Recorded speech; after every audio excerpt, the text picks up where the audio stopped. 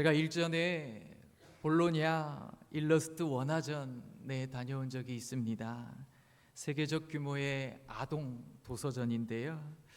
책에 들어가는 그런 일러스트를 원화로 이렇게 만나볼 수 있는 전시입니다. 시각적인 언어로 아이들과 소통하기 위해서 고심하고 또 고심한 흔적들을 발견할 수 있는 곳인데요. 전시는 말 그대로 전시 자체가, 그 공간 안에가 동심의 세계구나라는 것을 느낄 수 있을 법한 그런 전시였습니다. 근데 전시를 소개하려고 하는 것은 아니고 관람하다가 문득 그런 생각이 들게 됐어요. 생각해 보니까 이 동화를 쓰고 그리고 동화에 들어갈 그림을 그리는 작가들은 대부분이 어른들이구나, 성인들이구나 라고 하는 생각이 문득 스쳐갔습니다. 아이들에게 삶의 의미나 그 삶의 본연의 모습을 전달하기 위해서 이 작가들은 먼저 그 아이들과 소통을 하기 위해서 자기가 있는 그대로의 말주변으로 하게 되면, 자기가 가지고 있는 그대로의 그림 실력으로 그리게 되면 아이들과 소통할 수가 없는 거예요. 먼저 선행되어야 할 작업은 이 성인으로서 때 묻은 것들을 다 이렇게 지워내고 닦아내고 내가 때 묻지 않았을 때 가졌던 그런 시선들을 찾아가는 작업부터 해야겠구나. 어른으로서 그런 효율과 성과를 중시하다 보니 상상력, 호기심, 경이로움 이런 것들을 다 잃어버리고 살았던 지난날의 모습을 다시 복원해내면서 나의 납작해진 그런 인생의 본연의 모습을 먼저 찾고 나서 그 다음에 어린이들과 대화하는 대화의 장으로, 그 길목으로 나서야겠구나라고 하는 생각이 전시를 감상하면서 갑자기 들게 된 것이죠. 왜 이런 이야기를 하느냐? 목회를 하다 보니까 처음에는 이 목회 현장에서 가르치고 그리고 지식적으로 많이 전달해 줘야 될 거라고 생각을 했는데, 우리 회중들에게 진짜 필요한 것은 물론 지식도 필요하지만 지식보다도 어쩌면 동화가 더 필요하겠다라는 생각을 하게 되었기 때문에 그렇습니다. 오늘 읽으신 이 요나서의 본문은 아이들도 정말 좋아하는 이야기죠. 특별히 해양생물에 관심이 많은 우리 둘째 아들은 요나서를 정말 좋아합니다. 예언서이죠. 하나님의 말씀이 아미떼의 아들 요나에게 임하셨다. 예언자들의 전형적인 시작점입니다. 근데 그 시작점만 예언서이지 하나님의 말씀을 전달하는 그런 하나님의 말씀들이 전해지는 것보다는 이야기를 독자들에게 들려주고 전해주고 있다는 거예요. 그것이 요나서가 가진 다른 예언서들과는 다른 특징입니다. 하나님의 말씀을 들고서 하나님이 가라고 명하신 니느웨로 가서 그 말씀을 선포해야 됐습니다. 근데 선지자는요, 돌발 행동을 하죠.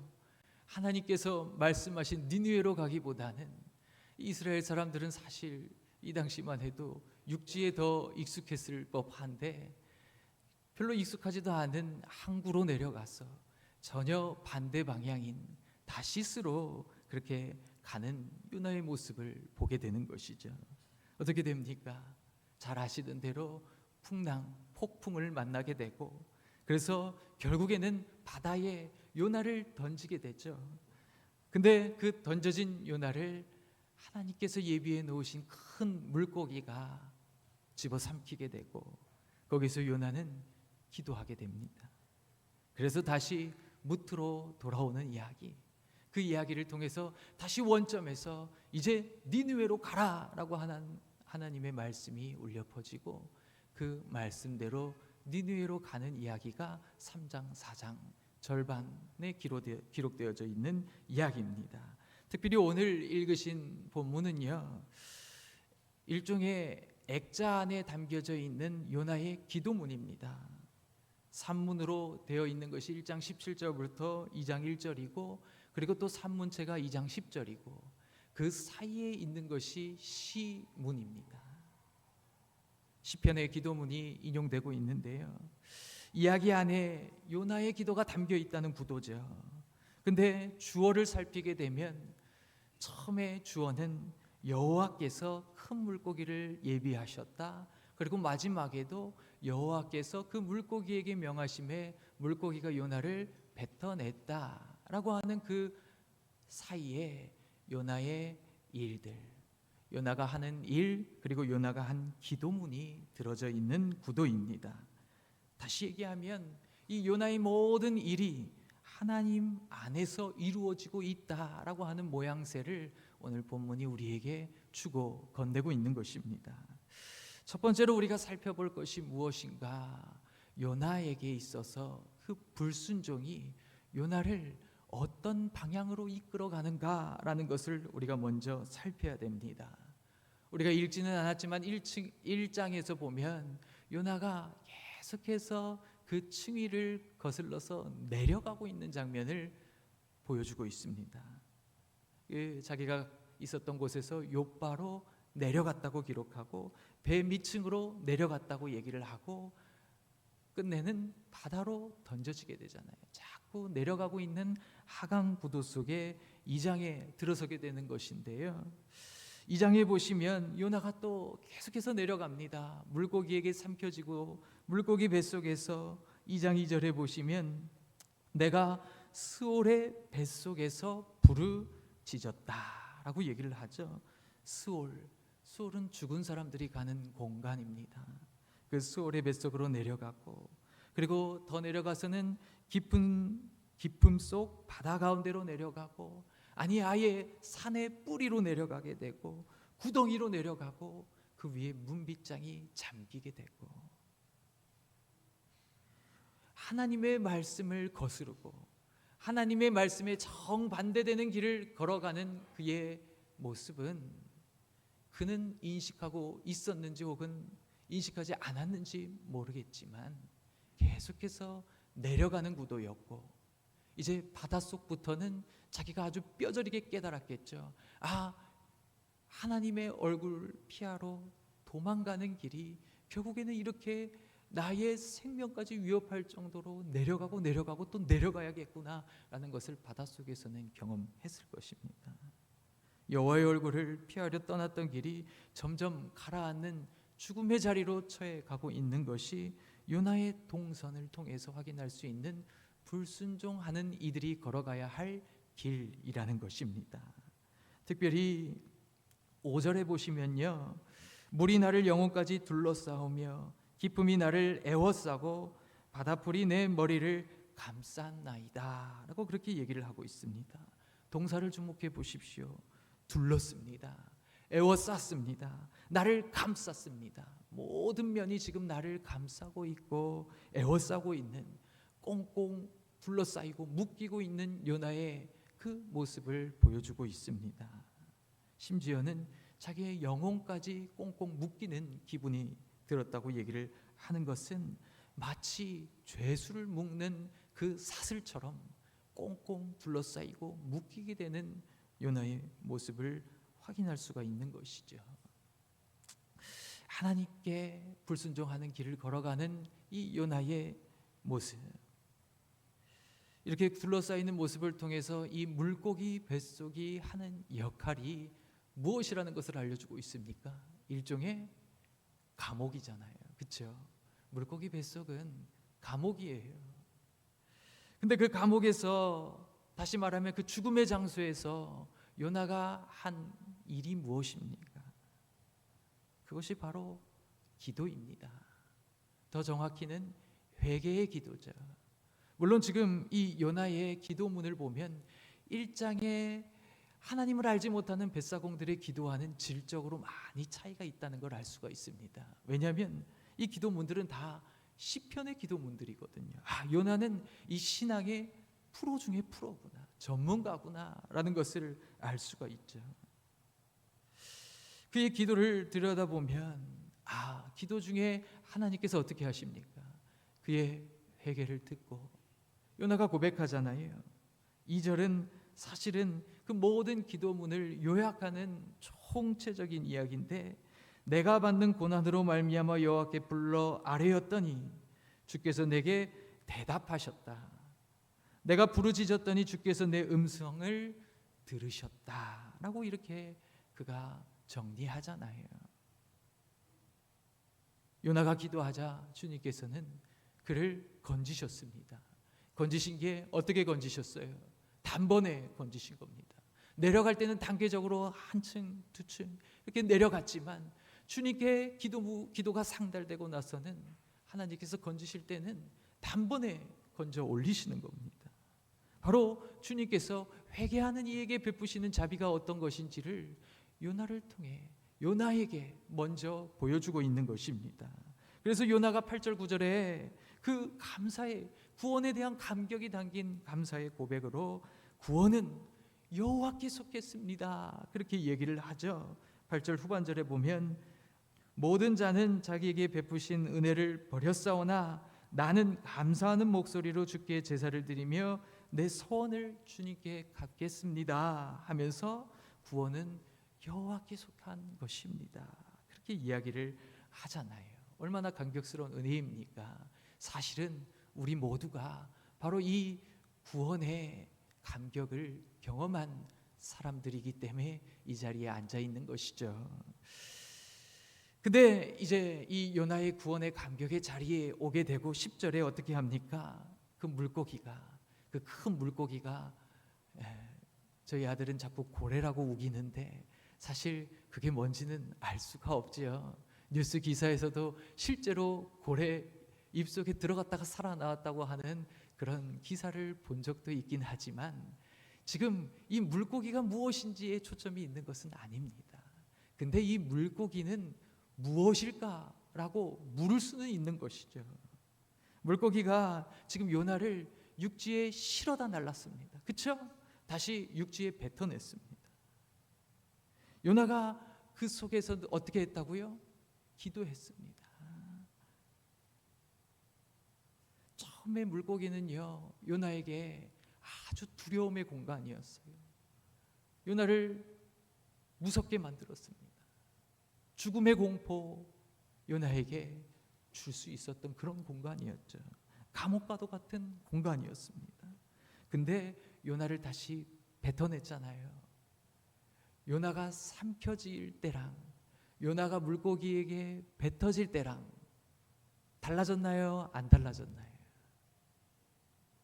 네, 뭐 달라졌다고 볼 수도 있고 아직 모르겠다고 얘기할 수도 있고 그렇지만 적어도 한 가지는 경험했잖아요. 하나님께 부르짖었더니 주께서 응답하셨더라. 주께서 나를 건지셨더라. 나를 살리셨더라. 그것 하나만큼은 요나가 경험한 거예요. 처음에는 나를 죽이고 올가매는 감옥인 줄 알았더니 그 물고기가 뭐였어요?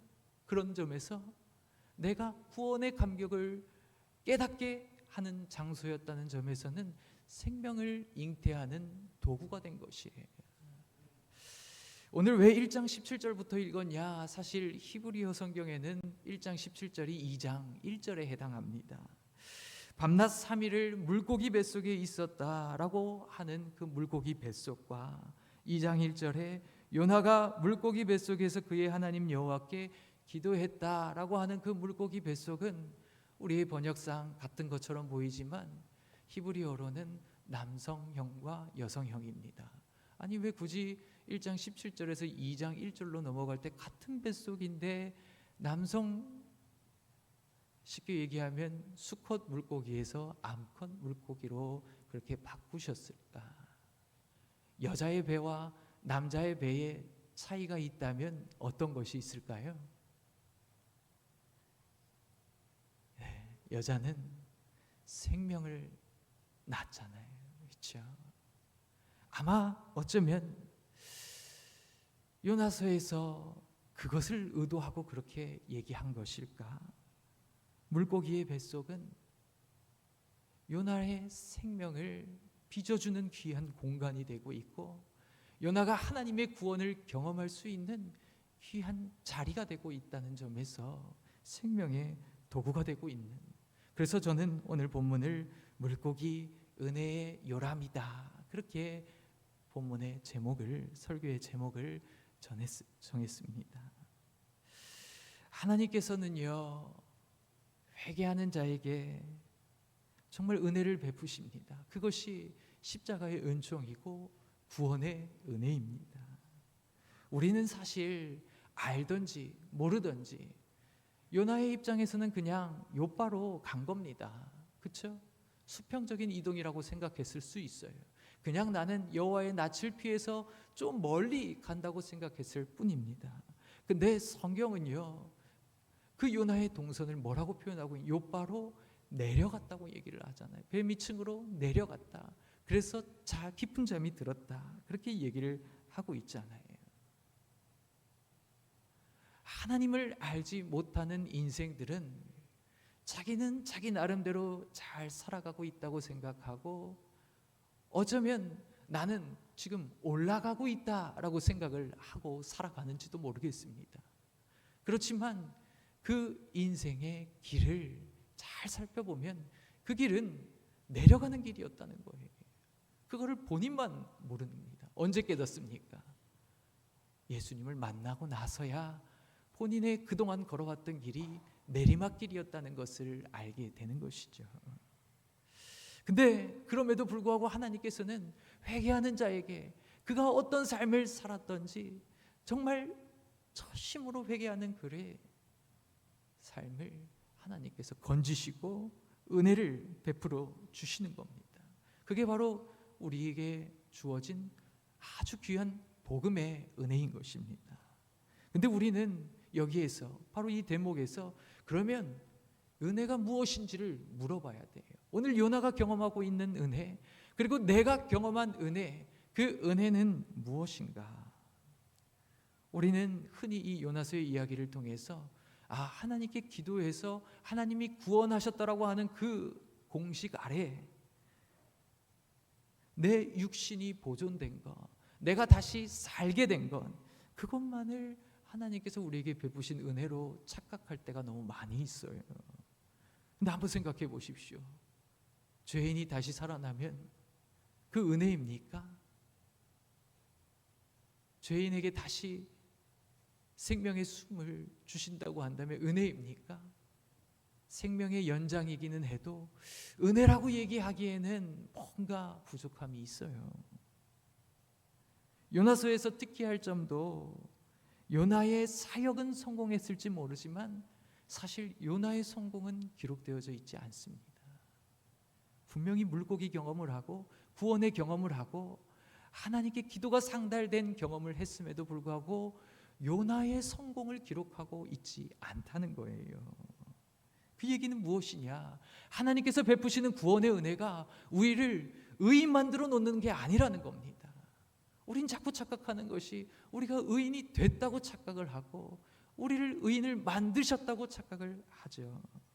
하지만 은혜 베푼다는 것은, 은혜 베푸신 것은 은혜 그 의인됨이 아니라 깊이 잠들어 있었던 이들이, 배 밑층에 잠들어 있었던 요나처럼 잠들어 있던 나와 우리 모두가 하나님께서 그 공간을 만드셔서 우리 마음의 자리를 만드셔서 비로소 회개하고 의로움을 바라볼 수 있는 사람이 되게 하셨다라는 것이 바로 하나님께서 베푸신, 하나님의 자비 안에서 베푸신 은혜인 것입니다.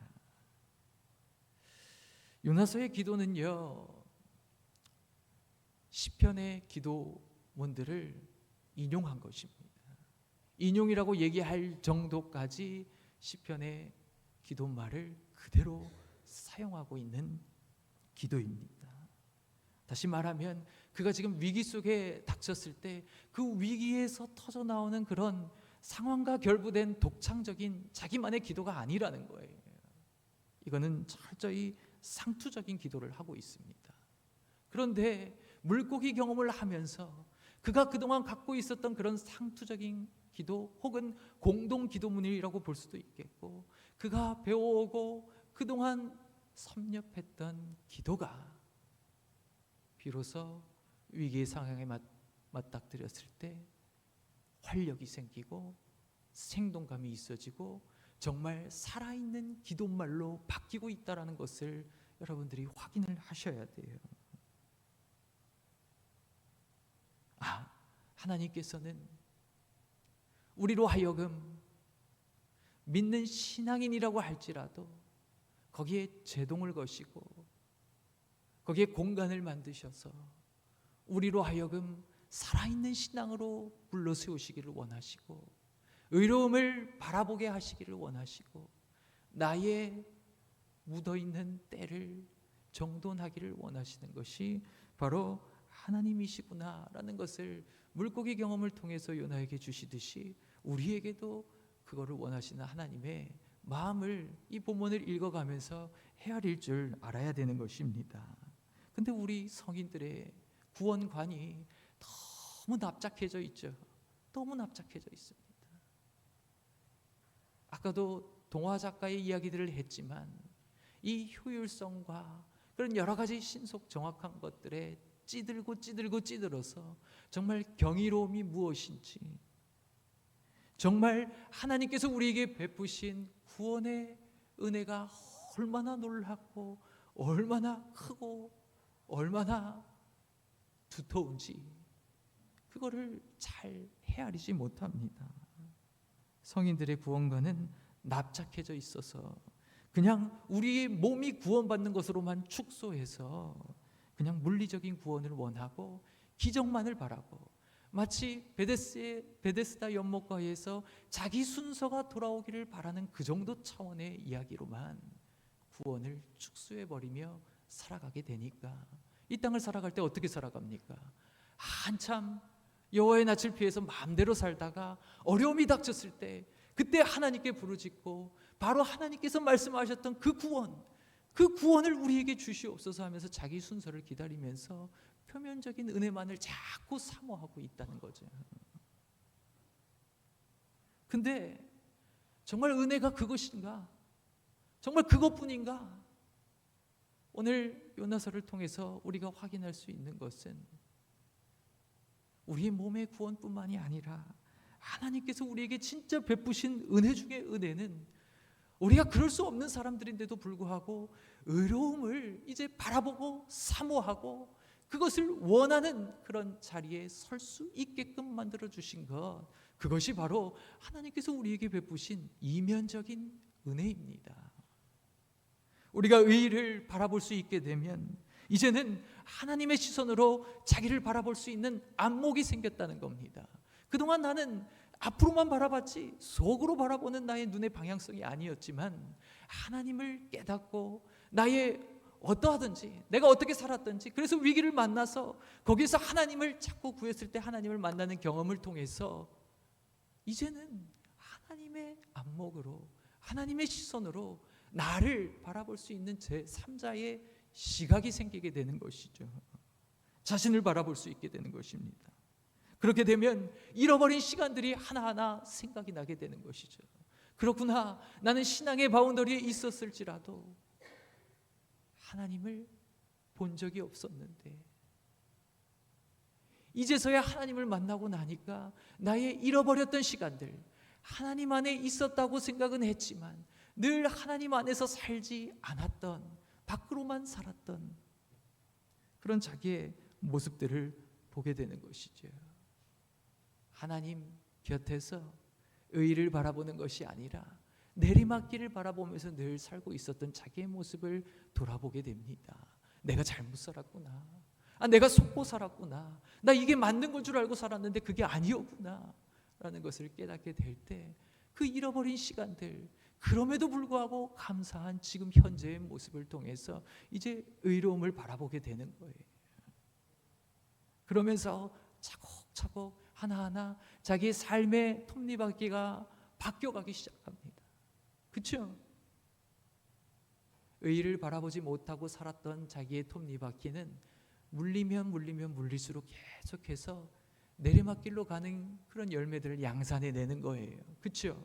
내가 직업에 임하는 태도부터 해서 내가 결혼 상대로 바라보는 사람의 모습, 우리가 꾸린 가정은 어때야 될지의 모습, 하나하나 계속 맞물리면서 오히려 눈덩이처럼 불어나며 삶의 내리막길로 치닫게 만드는 것이 하나님을 모를 때의 삶의 수레바퀴입니다.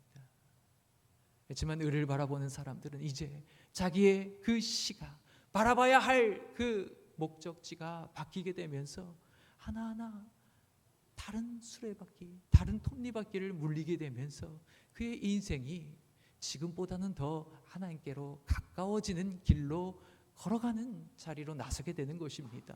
얼마나 큰 은혜인지 모릅니다.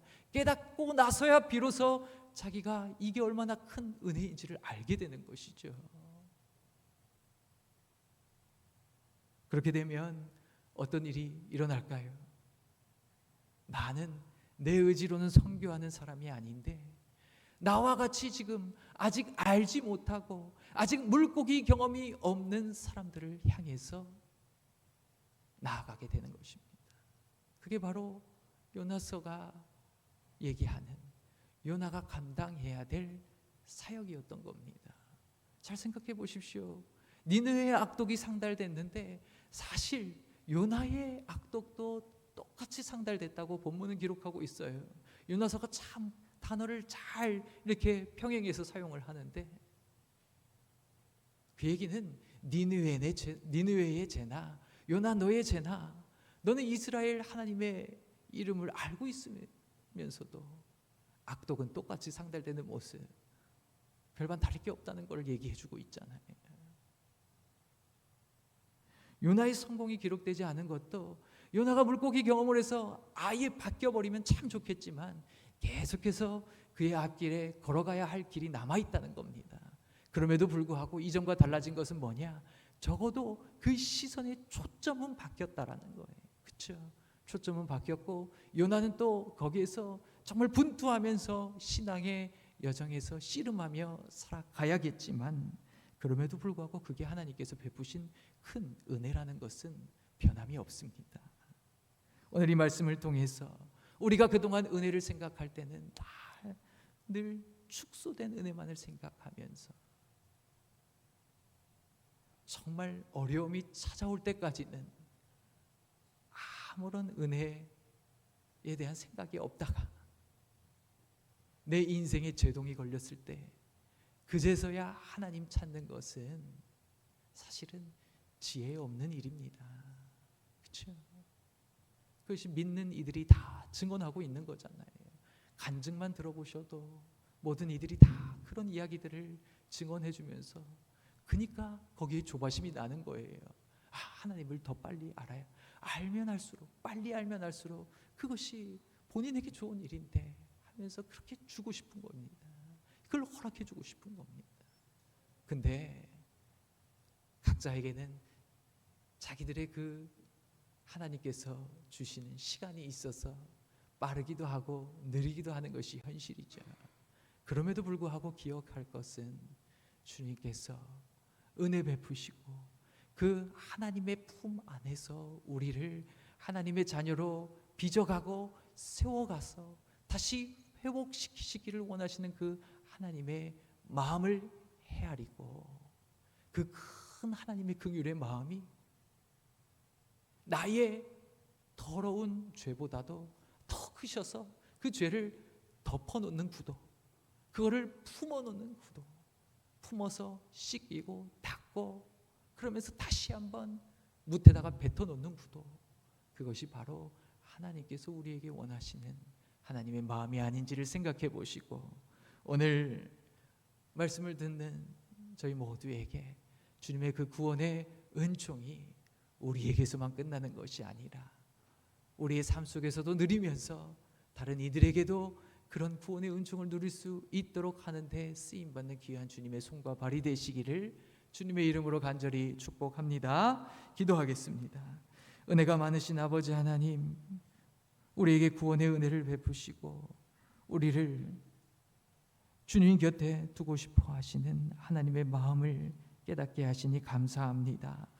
이 귀한 은혜가 우리에게 넘치게 하시고 우리 사랑하는 식구들의 삶 속에 온전히 임하게 하셔서 우리뿐만이 아니라 믿지 않는, 그리하여 내리막길을 걸어가고 있는 모든 이들에게 주님의 마음을, 그리고 주님의 귀한 구원의 선물을 전달해 줄 아는 복의 통로가 되어질 수 있도록 주님 함께 하시고 기름 부어 주시옵소서.